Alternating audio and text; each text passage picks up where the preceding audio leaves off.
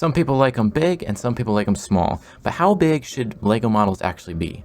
Well, I wanted to figure out the realistic size of models, so I took a minifigure, and it turns out he's about 5.5 studs tall, and it makes sense that he's about 5.5 feet. I hope he's not 6.5, because that would make him 4 feet wide.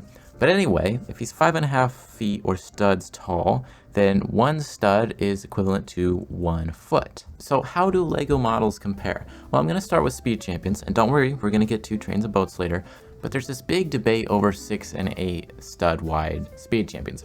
Now, starting with the first generation of 6 stud wide cars, we have the Mustang Fastback. Now, the real one, it's 6.2 feet wide and 15.6 feet long.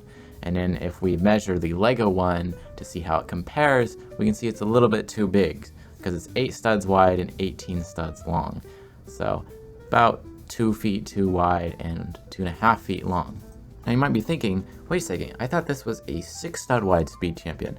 It is. But the problem is the body's 6 studs wide. When you include the fender flares and the wheels, it ends up being 8 studs. Now that's just the first generation. If we go to the second generation with a car like the Koenigsegg Jesko, which is 8 studs wide, it's a lot worse. The real one is 6.6 feet wide, 15.6 feet long. The Lego one is 9.5 studs wide and 20 studs long. So there's a reason these Speed Champion cars don't quite look right in your Lego city. It's because they're simply too big.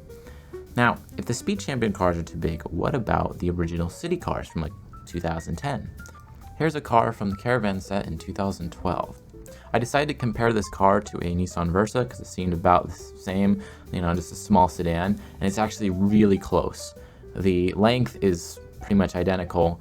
The width is a foot off. It's a foot too wide, but that's because of the tires. If you switch the tires out for some that don't stick out as much, you can get it just about the same dimensions of our real Nissan Versa with a foot to stud conversion. So this right here, the city car, is the right size. So if this is the perfect car, then why can we only fit one minifigure? So I looked at the actual body shape of the car, and it's a little bit off. You can see the tires stick out to the right width, 6 feet wide, but then the actual body of the car in the center is only 4 feet wide. Really, a car's whole width should be 6 feet everywhere, and then the wheels should be exactly that same width. They shouldn't stick out any more than the car. A pretty close example of this is my car, actually, the Bumblebee. I measured this car, and it's actually the same size of a Mustang GT with about an extra foot of tailpipes in the back. After editing this, I've actually realized that my car isn't much different than the Speed Champion car. It's just as wide.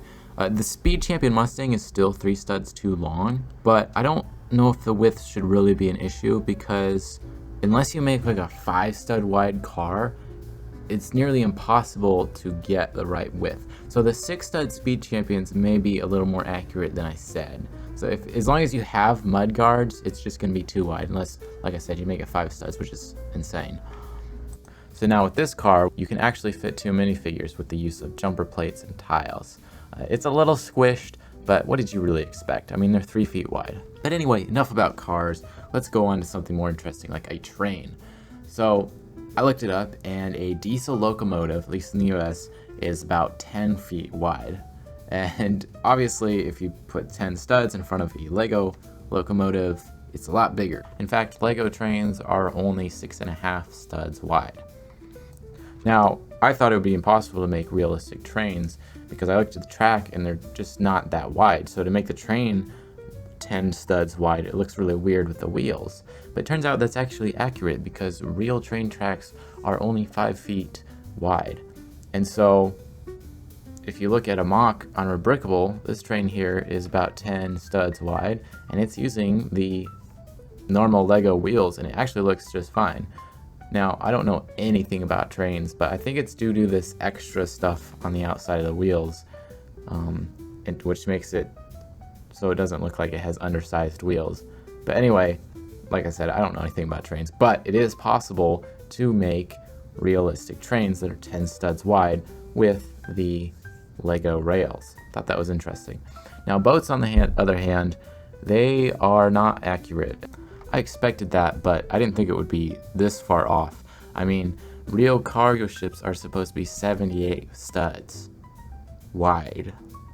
So yeah, they're way off.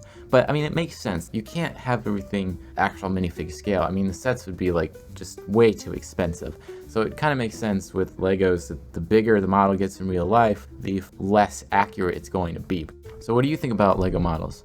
If you got something to add, you can leave it in the comments below. Anyway, thanks for watching.